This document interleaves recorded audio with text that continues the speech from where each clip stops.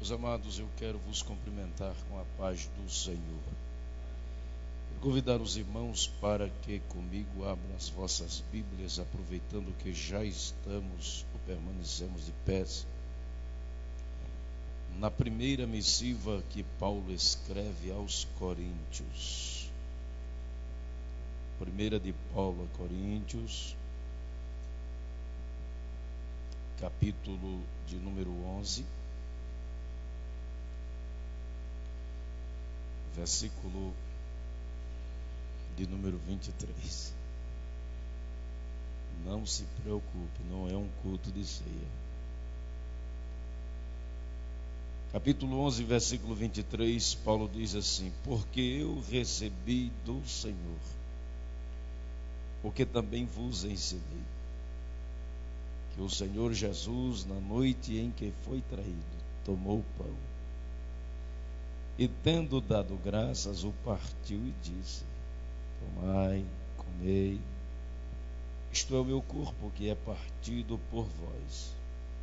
Fazei isto todas as vezes em que o beberdes, em memória de mim. Semelhantemente, depois de ceiar, tomou o cálice, dizendo: este cálice é o novo testamento no meu sangue. Fazei isto todas as vezes que o beberdes, em memória de mim. Porque todas as vezes, aqui eu queria que os irmãos prestassem atenção um pouquinho para frente. Porque todas as vezes que o beberdes, e o comerdes, este pão e esse cálice, anunciais a morte do Senhor até que venha. Portanto, qualquer que comer este pão indignamente, ou beber o cálice do Senhor indignamente, será culpado do corpo e do sangue do Senhor.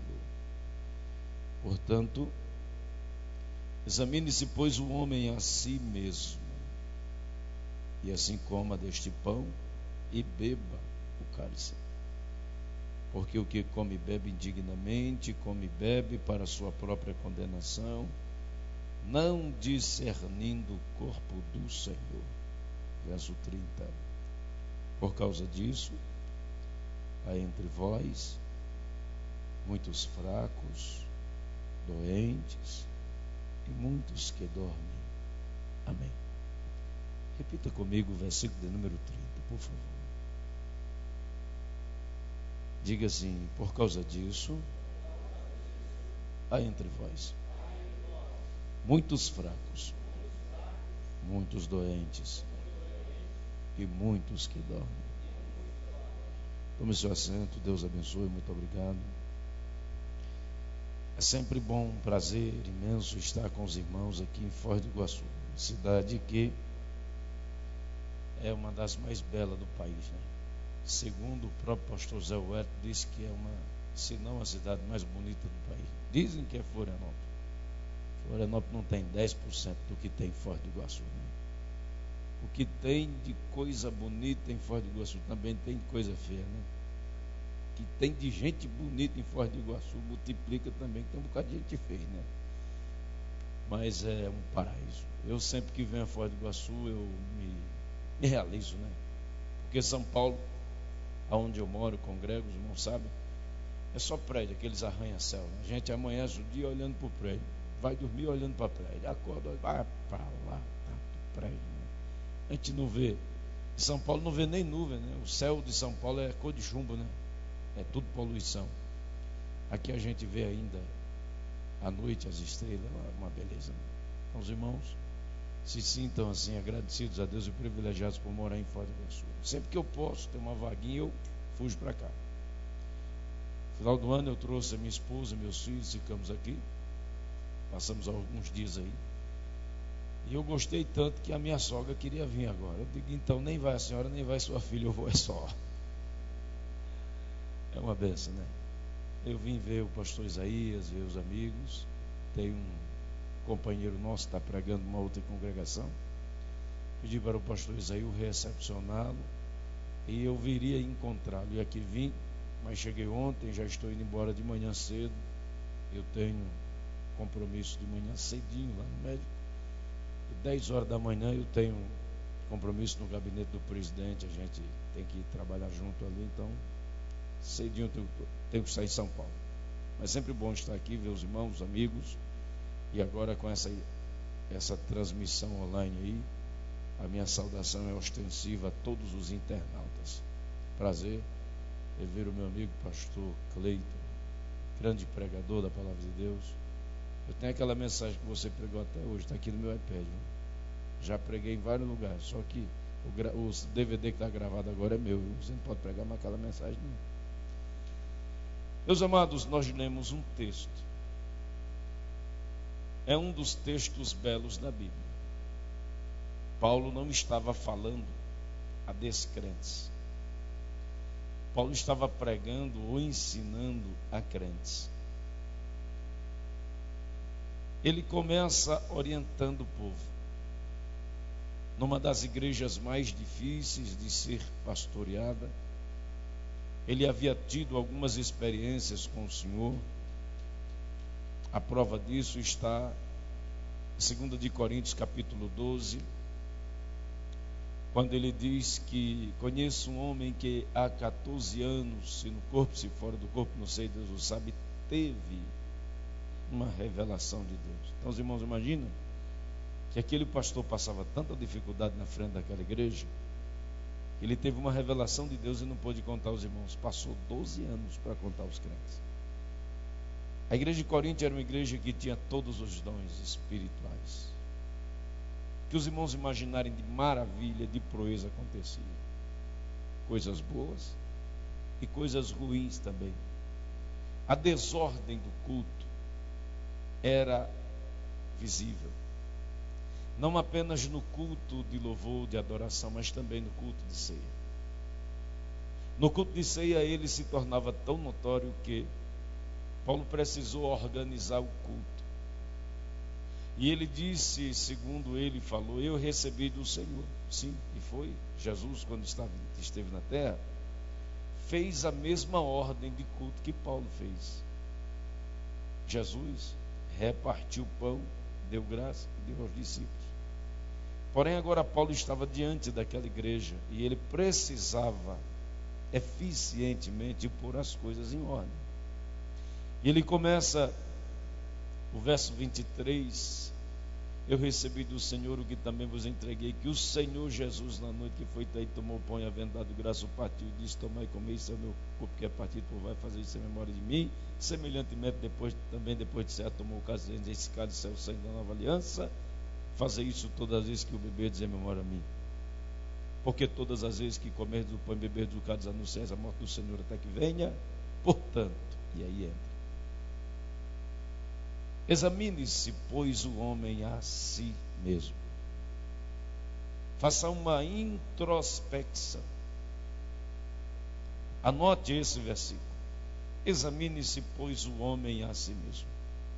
E Paulo continua: porque o que come e bebe indignamente, come e bebe para a sua própria condenação, não discerne do corpo do Senhor. Aí ele entra, verso 30. Por causa disso, ele começa a afirmar. Agora não é mais o Senhor, agora é Paulo, o pastor. Por causa disso, ele afirma: há entre vós. E ele dá 3 categorias de pessoas que existem dentro das igrejas. Primeira categoria, ele os denomina de fracos. Igreja tem crente fraco, pastor? E muito. Segundo, ele diz: há entre vós também muitos, diga comigo, muitos doentes. E a terceira categoria de pessoas que Paulo fala, ele diz: e muitos que dormem. Esse dorme no original grego é que morreram. Mas não apenas fisicamente, o que Paulo está falando é espiritualmente. Paulo diz que algumas pessoas estão mortas dentro das igrejas. Mas eu também não quero falar do morto, porque é muito forte, e eu não sou pastor da igreja, e eu também não conheço os irmãos. Então eu vou dizer: está todo mundo morto aqui, eu vou acabar com tudo. Está errado. Não vou dizer que a igreja aqui está fraca, porque eu não conheço a vida pessoal e particular de ninguém. eu vou simplesmente aplicar a palavra de Deus. Quando Paulo diz, por causa disto, e ele dá uma série de razões, se você ler o texto e o contexto é tudo que está antes, durante e depois do texto. E se você prestar atenção direitinho, Paulo começa a mostrar algumas razões. Ele diz, há entre vós muitos doentes. E eu comecei a pensar, aonde aqueles doentes estavam? Eu vou perguntar aos irmãos, aonde aqueles doentes estavam? Aonde aqueles doentes estavam? Aonde aqueles doentes estavam? Dentro da igreja. Logo se deduz que eles estavam no melhor lugar do mundo, a igreja. Mas se ela estava cheia de doentes, ela é um grande hospital. Então eu quero meditar com os irmãos rapidamente sobre a igreja, um grande hospital. Anote aí, se você tiver caneta, anote no rodapé da sua Bíblia. A igreja é um grande hospital, cheio de doentes. Que bonito. Jesus tinha algumas preocupações na sua vida e as prioridades de Jesus estavam exatamente voltadas nisso. Identificar onde estavam os doentes, buscá-los e trazê-los para dentro da sua casa. É interessante que ele não resolveu o problema de todos simultaneamente. Mas há um texto na Bíblia que diz que Jesus curou a todos. Está em Marcos. Jesus curou a todos quanto vieram e se achegaram até ele. A preocupação de Jesus era curar os doentes. Paulo fala de muitos doentes dentro da igreja, mas estavam no melhor lugar, a igreja. Logo onde se tem doente, se considera um hospital. Dentro da igreja, esse grande hospital tem vários tipos de pessoas, com vários tipos de doenças, de enfermidades. Tem enfermidades na cabeça, tem enfermidades na vista, tem enfermidades no coração, tem enfermidades no ouvido, tem enfermidades no nariz, só cheira mal. Quem cuida de nariz é otorrinolaringologia, ou nome difícil de falar, Jesus. Como é que é o negócio aí? Tu misturou tudo já também, está tudo errado. É otorrinolaringologista, um negócio desse aí. Tem um médico de coração que é o cardiologista, bonito esse nome, né? Cardiologista, né? Aí tem um médico de vista que é um oftalmologista. Aí tem um médico de cabeça e pescoço que ele cuida de toda essa região, que é essa engenharia, cabeça e pescoço. Aí tem um médico que é especializado em veias. Aí vai por idade agora. Aí tem um médico de criança chamado de pediatra.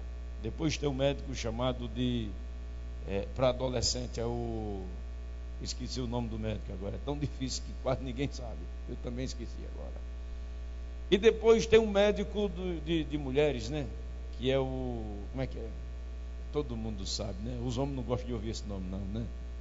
É ginecologista. Depois tem um médico dos velhos, né? Que é o geriatra, né? O nome ruim de falar, Jesus. De maneira que existem vários médicos, várias especialidades. Dentro da igreja, o grande hospital. Vamos parar um pouquinho aqui, e eu queria que os irmãos meditassem comigo. O que tem dentro de um hospital, pastor? Tem um departamento chamado de pronto-socorro. Sim, pronto-socorro, departamento de um hospital. No pronto-socorro tem um veículo chamado de ambulância. Sim, conhece isso, Aurélia? Outro dia você quase usou uma, né? Ambulância. Para que serve a ambulância? Para buscar os feridos, os machucados. E tem ambulância que vai, ela não sabe o que ela traz. mas ela faz o papel do pronto-socorro. Paramédico, enfermeiro, vai lá, motorista encosta a ambulância, aí desce o médico, o paramédico com a pala. Pala é aquele negócio que deita o doente em cima, e eles trazem normalmente com eles um rolo de papel alumínio para aquecer o doente, dependendo da gravidade do problema, ferimento, sangramento, hemorragia. Já imobiliza o pescoço dele. Tem gente que de vez em quando precisa imobilizar o pescoço dele porque vê coisa demais, fala demais. O doente do pronto-socorro, ele não pode ver muita coisa, tem que mobilizar ele. E tem uns que é irrequieto, né? Irrequieto quer dizer, na Paraíba, meu pai chama de aperreado.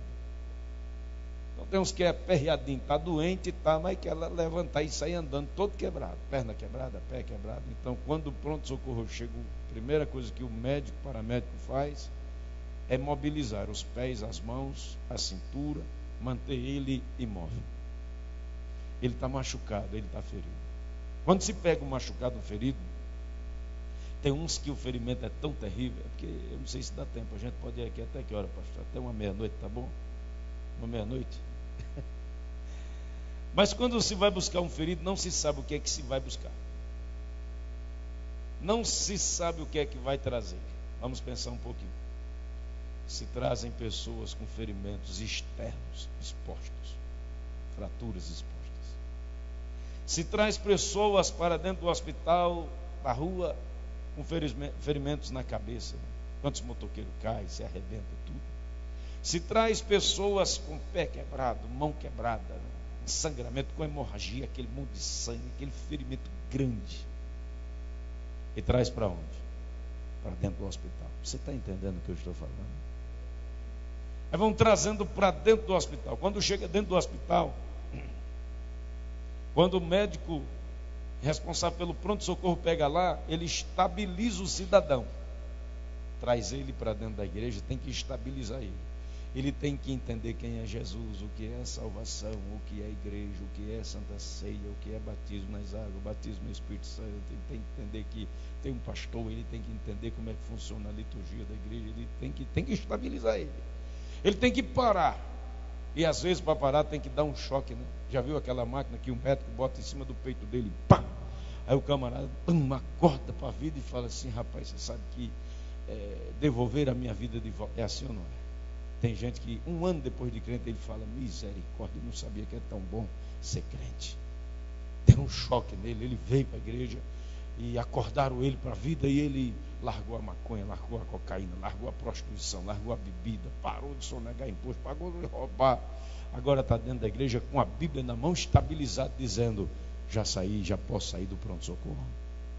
Quando ele chega, sai do acidente, que o médico pega a ambulância e traz ele para dentro do hospital, aí já passa um raio, olha, está estabilizado, não precisa mais de pronto-socorro. Mas existe casos em que ele sai do lugar do ferimento e vem ainda para o pronto-socorro dentro do hospital. Aí no pronto-socorro uma outra equipe médica vai avaliar através de exame de raio-x, tomografia, ressonância magnética, para saber o que é que ele tem. Traz ele para dentro do hospital. Aí dentro do hospital tem um médico chamado de clínico geral.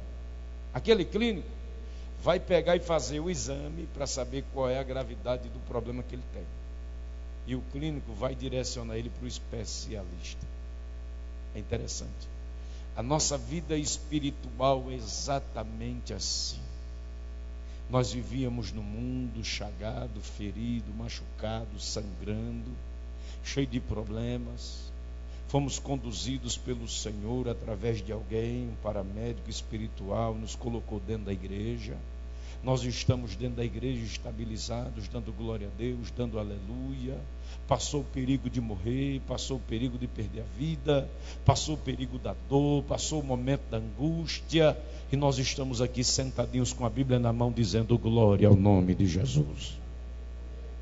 Isso aqui é um grande hospital, mas dentro desse hospital também tem um lugar chamado de pediatria. Se você pensa na pediatria, você pensa também, por que necessariamente tem que ter a pediatria? Porque a pediatria é um lugar onde tem crianças.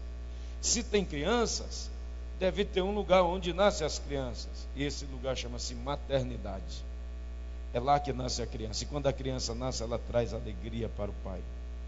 Pode ser rica, pode ser pobre, pode ser filho de preto, de branco, de azul, de amarelo, de qualquer parte do mundo. Na hora que nasce uma criança, ela traz a alegria para o pai e para a mãe. Alguém se sente realizado quando nasce uma criança. A maternidade é o lugar onde se nasce. O pai olha para a criança e diz: estou realizado. A mãe olha, se for uma menina, e fala: meu Deus, que coisa mais linda. O problema é que dentro da igreja não se está mais nascendo nada nas pessoas. Não se está mais nascendo nada no coração das pessoas. Parece que não existe mais maternidade espiritual dentro da igreja. Os projetos, o sonho, aquelas coisas que davam alegria, que davam prazer, parece que foi embora. Imagina os irmãos quando os crentes estão gerando, uma mulher grávida, quando está gerando tanto de investimento, tanto de coisas que ela faz para ter a sua criança. Se for menina, ela compra berço, ela arruma quarto, ela põe papel de parede rosa, ela põe desenho, põe flores, põe brinquedo balançando, põe aquele brinquedo que se a criança mexer no berço ele chora, apita e chama ela enfeita a casa inteira para receber a bebezinha. E a bebezinha às vezes chega, fica um ano e nem sabe tudo que foi gasto ali. Mas por quê? Porque nasceu alguém, nasceu algo novo, fez a diferença. Nós estamos acompanhando as igrejas no Brasil e fora, e eu tenho ficado muito preocupado, porque nas maternidades espirituais das nossas igrejas não está se mais nascendo nada. Os crentes estão vivendo de maneira que estão levando vida espiritual com empurra de barriga, vai para o culto no dia que quer, não vi, a igreja não é tão importante. É importante sim, sim Senhor. Quem não congrega abre brecha na vida espiritual. Não me interessa se o dirigente da igreja que você congrega é aquele que você gostaria que fosse, que não fosse. Nós temos que nos reunir. A Bíblia fala da comunhão, temos que estar juntos, confraternizar. O contato de um crente com o outro faz muita diferença diariamente, e isso faz uma diferença muito grande. Escute, irmãos, não está se nascendo mais nada. As pessoas estão acostumadas a ser crentes segunda, terça, quarta, quinta, sexta, sábado, domingo, janeiro, fevereiro, março, abril, maio, junho, julho, agosto, setembro, outubro, novembro, dezembro, 1 ano, 2 anos, 3 anos, parados no tempo, não cresce, não desenvolve, não projeta, não gera, não nasce mais nada. Mas esta noite eu vim aqui abençoar a sua vida com uma palavra de Deus. Deus vai fazer você gerar de novo. Deus vai fazer você passar pela maternidade espiritual. Algo novo de Deus tem que nascer dentro de mim e dentro de você. Glória a Deus. Saímos da maternidade. A alegria. Leva a criança para casa e em seguida ela tem que passar por um outro tipo de médico chamado de pediatra. É no pediatra que ele faz o exame do pezinho. É no pediatra que ele aperta a barriguinha e diz: olha, pode comer isso, pode não comer. Essa criança aqui não pode comer todo tipo de comida porque ela tem um problema no intestino. É o médico pediatra que vai dizer: é só leite. Dependendo da criança, eu sou pai de gêmeos, né? Tive a felicidade de ser pai de gêmeos. Não sei se é felicidade, se é prejuízo, mas eu sei que eu tive. É caro, irmão. O troço é bonito, é bom, todo mundo pega, beija, abraça, lambe, fala, elogia, mas o rombo no bolso é grande, não é brincadeira não. Vocês dão risada que não é vocês na minha pele. E os meninos, eu levava os meninos para a pediatra, e a doutora Célia pegava os meninos e dizia assim: pastor, estão bem, graças a Deus. Pode comer tudo, doutora? Tem que mudar um negócio aqui. O que é? Olha, o leite não pode ser esse leite que o senhor está acostumado a usar. Eu digo: qual é? Tem que dar para eles.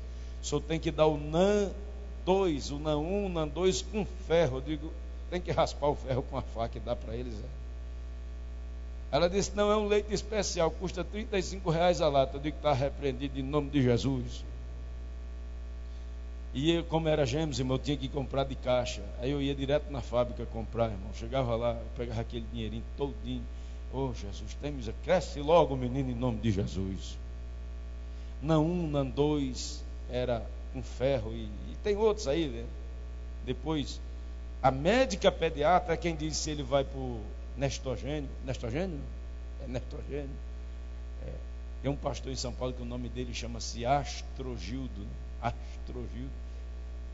Hein? Seu cunhado, pastor Américo? Pastor Américo? Seu cunhado? O senhor é irmão da irmã Neuza?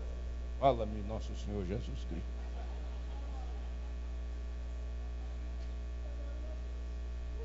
Olha o negócio aí. O nome dele é Astrogildo. A irmã foi apresentar ele na igreja. Pode perguntar isso, que ele dá muita risada, né? Está conosco o pastor Nestorgênio. Ele disse, está, meu Jesus do céu. Toda vez que eu falo de Nestorgênio, eu me lembro do pastor Américo, rapaz. É a pediatra quem diz se vai para o Nestrogênio. É ela quem libera a criança para comer papinha. É ela quem libera a criança para comer arroz com caldinho de carne, batatinha e cenoura batida no liquidificador. Sim, vocês são mães, vocês sabem o que eu estou falando.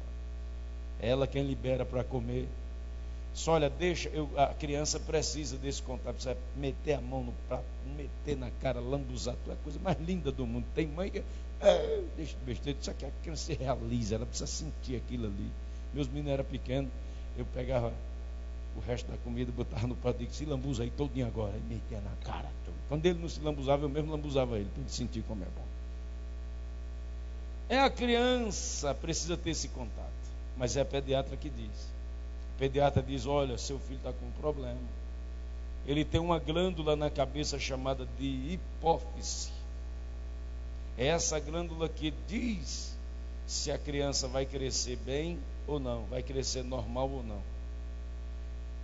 Quando essa glândula dá um problema, ela tem uma dificuldade, a criança cresce muito a cabeça. Uns cabos da cabeçona, já viu? A cabeça parece um coco, assim, uma melancia, né? O corpo bem fininho parece um sorvete, mas a cabeça é desse tamanho. É uma doença, é uma anomalia. Nos hospitais está cheio de pessoas sendo tratadas com isso. Eu tive há poucos dias tendo que passar por médicos e tal. E irmãos, eu vi tanta coisa, mas tanta coisa que eu pensei, Jesus do céu, tem tudo isso, é doença. É doença. Gente com a cabeçona, gente com um buchão demais, de grande toda a vida, ele chama de barriga d'água, é um negócio.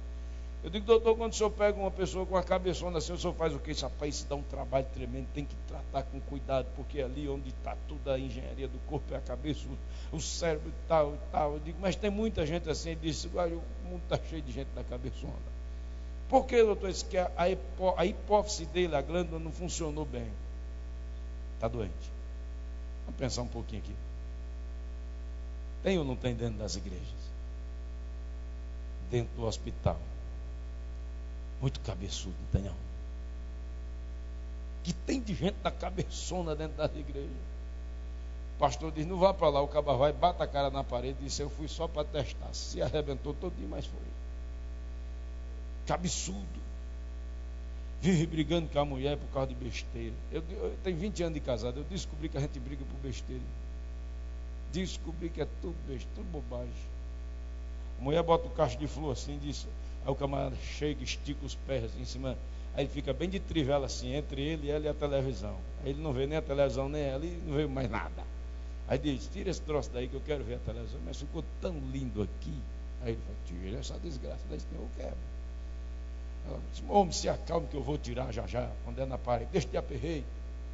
Mas o camarada não tem paciência, já mete a mão naquele troço, sacode cacho de flor, sacode vidro, velho, negócio para tudo que é lugar, e a mulher já fica braba, e mulher brava, misericórdia. Braba e negócio, olha, faça tudo na sua vida, mas não deixe mulher brava. Mulher brava é um prejuízo terrível, né? E aí, a Bíblia fala de uma mulher que ficou brava, o homem de Deus teve que correr, não adianta. Jezabel um dia estava braba, o Elias disse, aonde é a porta de saída? Ela, eu, é por aqui que eu vou. Fugiu. Não se meta não. Pastor, e o que é que eu faço quando ela estiver brava? Porque mulher, ela fala muito, né? É natural da mulher, não é? O homem é mais quieto, mais calado, mais introvertido. A mulher gosta de falar. A mulher fala 1.800 palavras por dia, né? Normal. Só que tem uma época do mês que ela dobra aquilo ali para 3.600, né? E se você perturbar a cabeça dela, aí ela vai pronto, aí fica no automático, parecendo um raio de pilha. Aí, para desligar aquilo ali, irmão, só Jesus sabe como é que desliga. Pastor, e o que é que eu faço? Conta direitinho. Pastor, o que é que eu faço, o homem? Quando ela está assim, não faça nada, você não pode fazer nada. Essas horas você tem que pegar um monte de folheto, botar no bolso e evangelizar. Quando você voltar, Jesus já acalmou tudo, está tudo em paz, você entra, a bênção é grande. A situação, irmão, tem gente cabeçudo demais, querendo aprumar o mundo todinho com um prumo, querendo resolver a coisa de uma vez só. Quantos casamentos estão aí fadados à crise, destruição, beirando a família. Pai não se entende com filho, filho mais cabeçudo do que o pai não se entende com o pai. E filho hoje já não chama pai de senhor, não toma bênção. Eu ensinei, eu sou nordestino, irmão. Tenho 2 faculdades, não sou ignorante, não sou analfabeto. Conheço 30 países, mais de 30 países do mundo. Conheço a cultura do mundo inteiro. Mas sou filho de pobre, filho de pedreiro. Meu pai chama Seu Bio, Severino Gustavo Simplício. Pensa no nome brabo da moléstia. Mas meu pai me ensinou, não durma e não acorde sem uma benção de seu pai. É respeito, não é porque meu pai está com um chumbo cheio de dinheiro para me dar sobre. Toda vez que eu encontro meu pai, eu tenho 42 anos. Pensa, pai, Deus te abençoe. Fez o quê? Aconteceu o quê de mais? De errado? Nada, eu só respeitei ele. Agora encontro ele e não toma benção para ver se o pé na orelha não é ligeiro demais. Benção, pai, Deus te abençoe. Aí quando está meio de trivela assim, benção, pai, Deus te dê vergonha. Aí é outra história, né? Acaba faz um negócio errado, vai tomar benção para o pai no Nordeste. Deus te dê juízo. Mas é cultura. Ensinei meus filhos hoje em dia, irmão, um monte de filho cabeçudo, irmão. Não respeita mais pai, não respeita mãe. Olha, você volta 10 horas, ele volta 2 horas da manhã. Entendeu? Mãe não se entende com filho, filho não se entende com mãe. Voa chinelo para tudo que é lugar, voa tampa de panela, e voa aquelas vassouras velhas, aquele negócio dentro de casa, aí tudo, e parece um balaio de gato, um monte de gente cabeçudo. Está na pediatria espiritual, precisa crescer, precisa sair da pediatria, precisa crescer, precisa entender o que é pai, o que é mãe, o que é igreja, o que é pastor, o que é vida espiritual. Isso aqui não é brincadeira, irmãos. Vocês não saíram de casa, não deixaram jornal, televisão, botaram as crianças, a família dentro do carro, gastaram combustível, chegaram aqui, o carro está do lado da rua aí, correndo perigo de ser assaltado, vieram para o culto, estão sentados aqui. Isso aqui não é brincadeira, isso aqui é um projeto de Deus. A igreja, diz a Bíblia, que Ele comprou com o seu sangue. Nós estamos aqui porque estamos querendo ouvir a voz de Deus, queremos uma bênção nova de Deus para a nossa vida, para a nossa família. Nós estamos no lugar certo. Se temos problema, Deus vai nos dar a vitória através da sua palavra. Glória a Jesus. Mas vamos adiantar que a hora está avançando. Deixa eu ver aqui a hora. Misericórdia. Depois da pediatria, aí tem um outro departamento dentro do hospital. Departamento muito importante. A clínica geral. A clínica geral, o médico pega o paciente e diz: você vai morrer. É o médico que diz. Rapaz, eu fiz um exame em você aqui, descobri que você tem uma doença grave, incurável. É o clínico. Quando o clínico é muito bonzinho, ele não dá a tacada de uma vez. Ele diz: olha, eu vou lhe encaminhar para um outro tipo de médico aqui, você conversa com ele lá. Mas hoje, pela a lei nova, o médico é obrigado a falar ao paciente, aos parentes, aos familiares, a doença do doente. Aliás, eles são obrigados agora, inclusive, a dar o exame. Se você fizer um exame e chegar no hospital e dizer: eu quero o exame na minha mão, o médico é obrigado a lhe dar o exame. Ele dá e tal.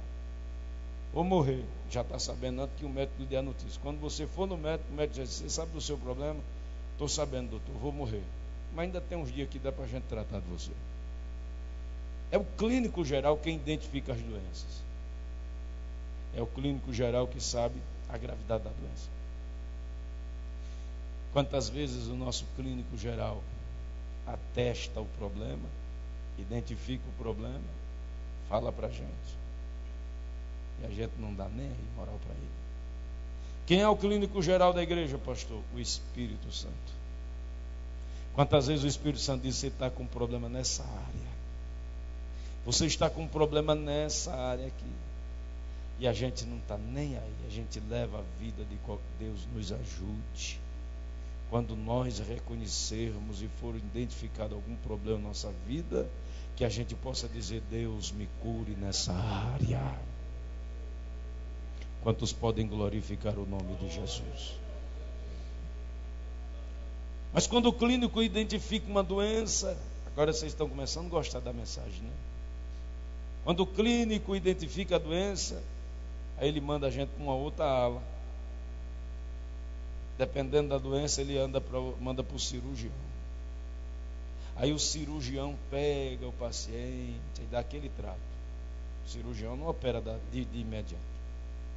O exame do clínico chega, o cirurgião pega e fala: vamos repetir o exame. Vamos repetir o exame. Geralmente ele repete o exame. Se o clínico fez só uma tomografia, o cirurgião vai pedir uma ressonância, com mais detalhe, mais minúcia. Depois o cirurgião vai pedir exame de coração, eletrocardiograma. Vai pedir exame de sangue. E vai fazer um hemograma no sangue para saber como é que está a situação do sangue. Plaqueta alta, plaqueta baixa, para saber se pode operar. Aí ele vai fazer pressão para saber se você tem equilíbrio de pressão. Vai fazer uma entrevista para saber se você tem alergia a algum tipo de remédio. Tem gente que tem alergia a remédio dentro da igreja, né? Só gosta de tomar aqueles remedinhos doces, gostosos. Aqueles remédios mais amargos. Esse remédio eu não me dou bem com ele não, doutor. Um dia meu pai disse assim: remédio que amarga é remédio que cura. Mas hoje em dia, se a gente der um remédio que amarga para os crentes hoje são tão superficiais, me perdoe a expressão, que dependendo do tipo de remédio que você dá para um crente, a comunidade da frente ali arrasta ele, ele vai embora e esquece de Jesus. Esquece tudo o que Jesus fez por ele. Ele pula a cerca, vai para o outro lado e fica lá na outra comunidade. Aonde lá pode tudo, onde lá ninguém pode apertar o parafuso dele, porque se apertar ele, eu não tenho compromisso com ninguém mesmo, eu sou um homem lê, uma mulher lê. Não é não, senhor. Não é não, senhor. Nós nascemos aqui, nos batizamos aqui, nós temos compromissos aqui. As pessoas precisam entender que a identidade espiritual que Deus lhe deu é exatamente onde você foi gerado espiritual. Você nasceu, você tem um DNA, você nasceu em algum lugar, o DNA de onde você nasceu tem que viver dentro de você. Eu sou assembleano, irmão, faz pouco tempo, vai fazer 30 anos. Eu nasci numa igreja perto de uma favela na Paraíba, chamada Cachoeira, Assembleia de Deus, da Missão. Foi uma velhinha que me ganhou para Jesus. Interessante, né? Uma carmita. Ela me ganhou para Jesus e o DNA daquela velhinha passou para o meu sangue.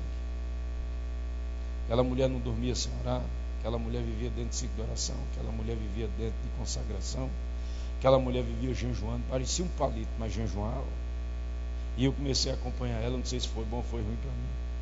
Eu não tinha pique para aquela velhinha. Aí eu com vontade de comer pirão, jabá, feijoada, mocotó, e a velhinha jejuando direto, irmão, no pão e na água e no pão. Meu Jesus, como é que a senhora aguenta?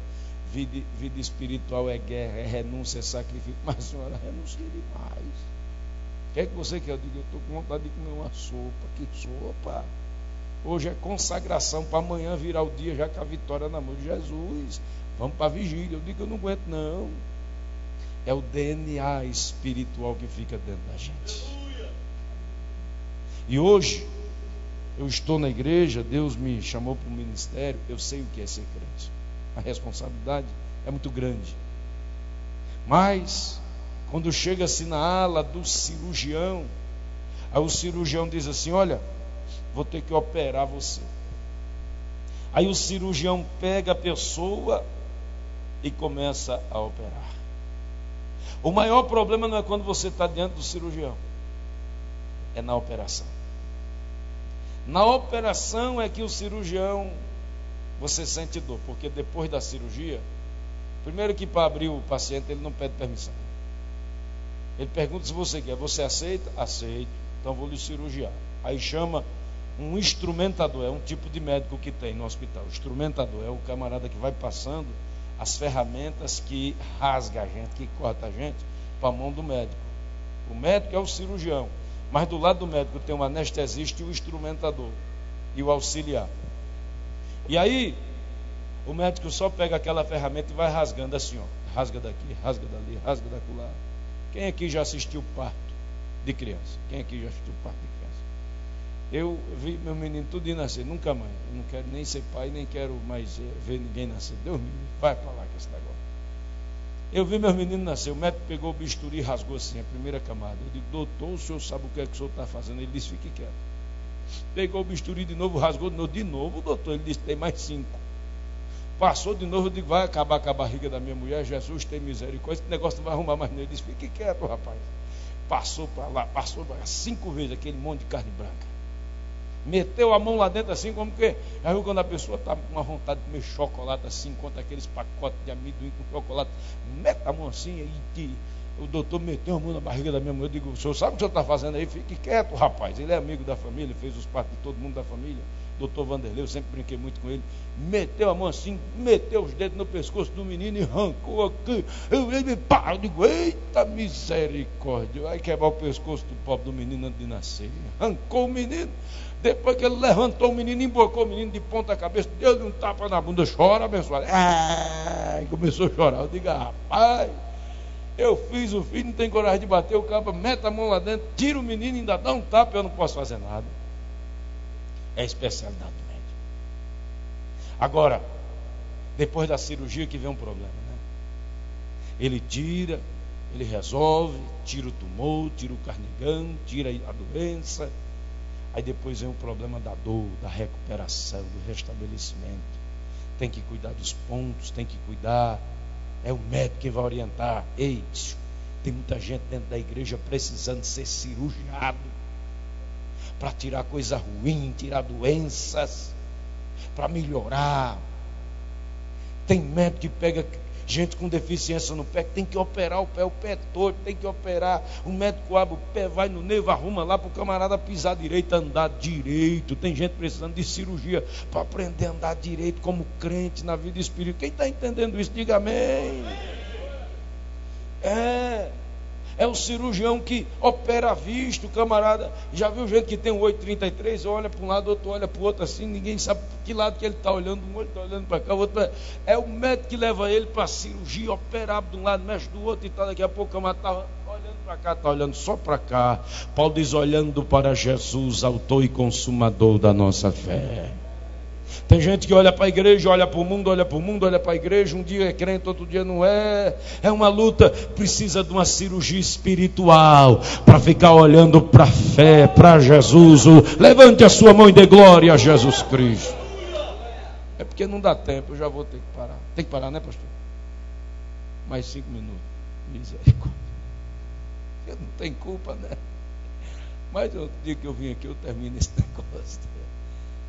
Aí depois, tem os médicos que cuidam das áreas. Isso é muito longo, né? Tem os médicos que cuidam das outras áreas, né? O médico que cuida do coração. Ele abre a pessoa para fazer um transplante.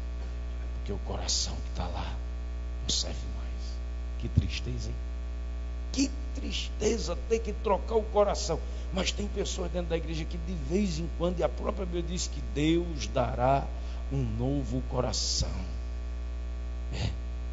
Quantas pessoas desumanas, muito carnal, pessoas que perderam o carinho, perderam o amor, o afeto, são muito frias. Se você encontrar uma pessoa que tem doença do coração, é uma lástima. Ele não pode rir, parece um morto-vivo. O povo está acontecendo a maior festa do mundo. O camarada tem que se segurar aqui, ó. Não pode rir, não pode chorar. Já viu? Problema do coração. Tem gente que não aguenta chorar.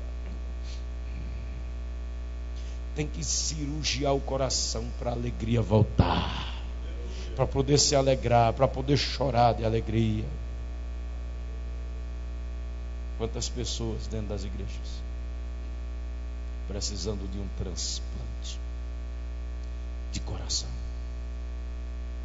Depois saímos da área cirúrgica, aí vamos para a área mais crítica que existe. Já vou encerrar com isso aqui eu falo. A UTI no Nordeste, a gente que é mais pobre chama de CTI. Esse negócio de CTI já foi, agora é UTI. O que é UTI, pessoal? Unidade de Terapia Intensiva. E CTI? CTI é centro. Unidade de Terapia Intensiva. O camarada sai da cirurgia, o médico diz, manda direto para a UTI, senão ele morre. Eu entrei há uns 20 dias atrás, fui visitar um pastor lá no Espírito Santo. Irmão, nunca mais eu entro num troço daquele. Deus me guarde. Minha Nossa Senhora me guarde. Deus me livre. Meu amigo, o cara tem que ter sangue frio, pastor Zé. Eu cheguei no hospital, fui visitar um pastor. Falei de Nossa Senhora, rapaz. Como é que eu não percebi, rapaz? A mãe de Jesus, Nosso Senhor. Ele nem percebeu. Sou católico, não. Isso aí para quebrar o joelho, só isso vocês sabem que eu sou crente em Jesus. E pronto, e não precisa mais da ajuda de ninguém. O bicho fica pegando no pé da gente, né, rapaz? Fui visitar o pastor, cheguei no hospital, aquele monte de segurança desse tamanho assim. O senhor não pode entrar, não. Por quê? A pessoa que o senhor veio visitar está na UTI. Eu disse, ele disse, então chama o chefe aqui do hospital. Aí chamaram o chefe do hospital, estava desse tamanho assim. Pois não, senhor, o senhor não pode entrar não, ele está na unidade de terapia intensiva. Eu disse, pode não? Ele disse, não. Eu digo, mas nem como pastor. Ele disse, o senhor pode ser até anjo. Eu digo, então tá bom. Então vou lhe dar um documento aqui. Puxei um documento que Jesus me deu, botei na mão dele e disse, me acompanhe, por favor. Digo, sai da frente, Satanás. Aí fui. Quando chegou na porta da UTI, ele disse, o senhor me dá 1 minuto, por favor, que eu vou chamar a chefe da UTI. Aí ela veio. Aí eu já estava invocado, mas eu digo, eu quero entrar agora. Aí ele veio, chamou a doutora, ela veio. O senhor tem condição de entrar? Eu digo, se eu estou aqui, eu estou fazendo o que aqui? Eu quero ver. Então me acompanha. Irmão, nunca mais. Misericórdia. Me arrependi depois. Eu cheguei na UTI, irmão. Aquele monte de leito assim, do lado direito, do lado esquerdo, irmão. Na primeira cama assim, tinha um camarada. Se acabando, eu falei, doutora, o que é isso aqui? Ela disse, ele teve um acidente de moto, fratura no craniano, e a dor que esse homem está sentindo. Por isso que eu ia pedir para o senhor aguardar, porque nós estamos tentando estabilizar, vamos dar morfina, dar um remédio forte para acabar essa dor, para a gente poder medicar e fazer os exames. Tem que fazer se batendo em cima da cama, 4 metros, segurando nos pés na mão, e o outro aplicando negócio. Jesus do céu, tem misericórdia. Passei por aí, fomos passando, aí tinha uma senhorazinha lá, tadinha, entubada, uma mangueira de um lado da venta, outro do lado da outra, outro no ouvido, outro não sei aonde. Eu digo, Jesus, essa mulher está viva, só a maquininha fazia. Eu digo, que é aquilo ali? O coração dela está quase parando. Se tirar aquela mangueira, já era. Por que aquelas mangueiras ali? Porque ela está respirando por aquelas mangueiras. Disse, vamos, doutor, vamos. O senhor está aguentando? Eu digo, vamos. Chegamos lá na frente e está um outro irmão. A maquininha está. Eu digo, o que é que foi? Isso aí já ele morre, o coração dele já está indo-se embora. Eu digo, meu pai do céu. E por que morreu? A maquininha está segurando, tentando segurar, mas já morre. Eu olhei para o outro lado, um com a perna para cima, olhei para o outro lado, todo arrebentado. Aí eu cheguei, o pastor que eu vim visitar, ele está ali. Aí eu cheguei, pastor fulano, pai do senhor, e ele, pai do senhor, irmão, pastor Zé Weto mandou um abraço para o senhor, ele disse, amém. Aí entrei naquele lugar, depois que eu saí, comecei a pensar nessa mensagem, é isso mesmo. Quantas pessoas no centro de terapia intensiva, cada um com um tipo de problema. E tem uma coisa, só sai de lá no dia que o médico disser, sai. Tem uns que ficam em coma, tem outros que ainda conseguem ver, falar, mas não pode sair de lá. O centro de terapia intensiva de um hospital, irmão, é o lugar pior que existe. Segura aí no seu banco que eu vou terminar. Quantas famílias no centro de terapia intensiva? Eu não tenho tempo. Quantos casamentos no centro de terapia intensiva? Quanta gente fora da igreja, espiritualmente, no centro de terapia intensiva? Quantos obreiros no centro de terapia intensiva? Quantas mães e mulheres lá dentro sem poder fazer nada? Que lá dentro ninguém é nada. Lá dentro você não tem voz, lá dentro você não pode, lá dentro você não mexe um pé se não for autorizado. Espiritualmente nós estamos vendo isso dentro da igreja. Mas eu tenho uma notícia: a igreja ainda é o melhor lugar do mundo para estar. Porque é daqui que vai sair a nossa cura, daqui vai sair a nossa vitória. Daqui nós entramos carregados, mas sairemos aqui andando de posse da vitória, contando o milagre para a glória de Deus. Olhe para a pessoa que está do seu lado e diga para ele: espera um pouco, a vitória vai chegar, a bênção vai ser completa, o milagre de Deus vai ser completo na sua vida. Nenhuma área da sua vida vai faltar o milagre de Deus. Deus vai restaurar, Deus vai dar vitória, Deus vai estabilizar, Deus vai abrir a porta, Deus vai resolver o problema. Você é crente, não é por acaso, não foi você que escolheu o Senhor. No meio de 7 bilhões, 200 milhões de habitantes no mundo, Deus olhou para você e disse: vai morar em Foz do Iguaçu, o nome dele vai ser Joãozinho. Vai sofrer, vai ralar, vai chorar, mas vai me servir e eu vou ajudar ele. Ele vai passar dificuldade, mas vai me servir. Olha você aqui dentro da igreja, olha você aqui dentro da igreja. Não era para você estar aqui, mas você está aqui porque a mão de misericórdia do Senhor me segurou e te segurou. Posso ouvir um glória a Deus? Deus te ajude, Deus te guarde, não apenas a você, mas a todos que estão em volta de você, em nome de Jesus. Amém. Outro dia eu termino. Amém. Aleluia.